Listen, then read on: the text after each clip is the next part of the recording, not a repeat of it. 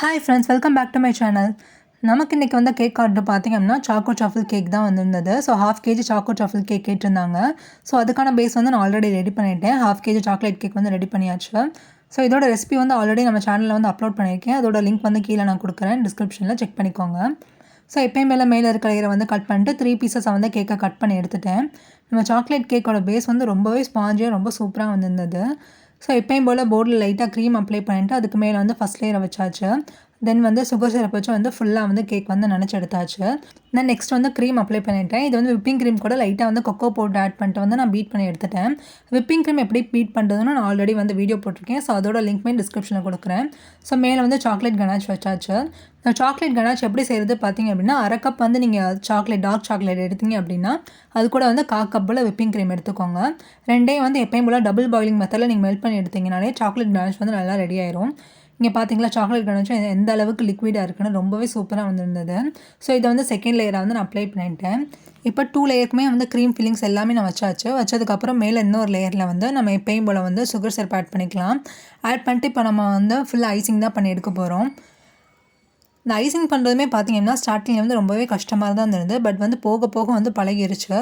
So நீங்கள் வந்து கரெக்டாக உங்களுக்கு வந்து ஈவனாக அந்த க்ரீம் எல்லாமே ஸ்ப்ரெட் ஆகி வரணும் அப்படின்னா வந்து இந்த மாதிரி ஃபுல்லாக க்ரீம் அப்ளை பண்ணதுக்கப்புறம் அந்த உங்களோட பேலட் நைஃபை வந்து லைட்டாக வந்து நீங்கள் கழுவிக்கோங்க. இல்லை அப்படின்னா கொஞ்சம் ஒரு டிஷ்யூ பேப்பர் வச்சு ஃபுல்லாக தொடச்சிட்டு நீங்கள் வந்து அப்ளை பண்ணிங்க அப்படின்னா உங்களோட க்ரீம் வந்து ரொம்பவே ஈவனாக வந்து ஸ்ப்ரெட் ஆகி வரும்.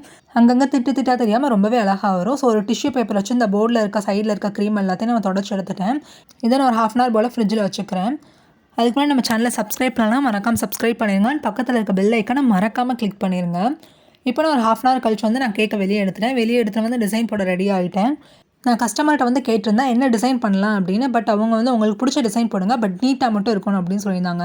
சரி நம்ம கொஞ்சம் டிஃப்ரெண்ட்டாக ட்ரை பண்ணலாமேன்னு சொல்லிட்டு மேலே வந்து பாதியாக டிவைட் பண்ணிட்டேன்.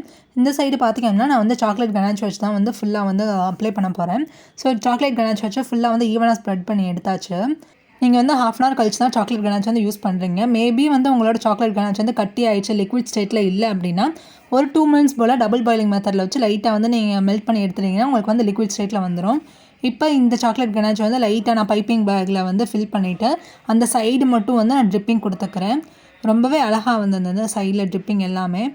இப்போ மேலே வந்து என்ன செய்யலாம்னு யோசிச்சுட்டு இருந்தேன். ஏன்னா மேல் போர்ஷன் வந்து நம்மளுக்கு வந்து ஃப்ரீயாக இருக்கும். ஸோ இதை வச்சு என்ன பண்ணலாம் அப்படி யோசிச்சுட்டு இருக்கப்போ தான் இன்னொரு ஐடியா வந்தது. சரி இதை வந்து க்ரீம் வச்சு ஃபுல்லாக வந்து ஃபில் பண்ணிடலாம் அப்படி சொல்லிட்டு அந்த நம்மளோட க்ரீம் இருக்குல்ல, நம்ம ஆல்ரெடி வந்து கொக்கோ பவுட்ரு எல்லாமே சேர்த்து வச்சிருந்தோம்ல, ஸோ அந்த க்ரீம் வச்சு ரோசட் நாசில் வச்சு இந்த மாதிரி ரோஸாக அழகாக வந்து ரோஸாக போட்டாச்சு. இந்த டிசைனுமே நமக்கு வந்து ஸ்டார்டிங்கில் கஷ்டமாக தான் இருந்தது. பட் போட வந்து பழகிருச்சு.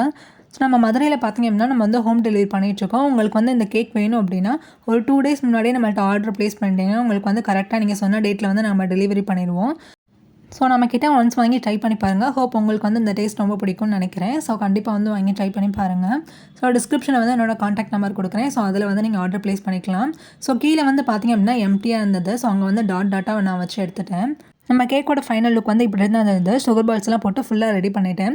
ஸோ கொஞ்சம் டிஃப்ரெண்ட்டாக இருக்கட்டுமேன்னு சொல்லிட்டு ஃபாண்டன்ட்லேயே நேம் எழுதி கொடுத்துட்டேன். நம்ம கஸ்டமர் வந்து ரொம்பவே ஹாப்பியாக இருந்தாங்க இதை சாப்பிட்டுட்டு. ஸோ நெக்ஸ்ட் வீடியோவில் பார்க்கலாம் காய்ஸ். பாய் ஸ்டே டியூன்.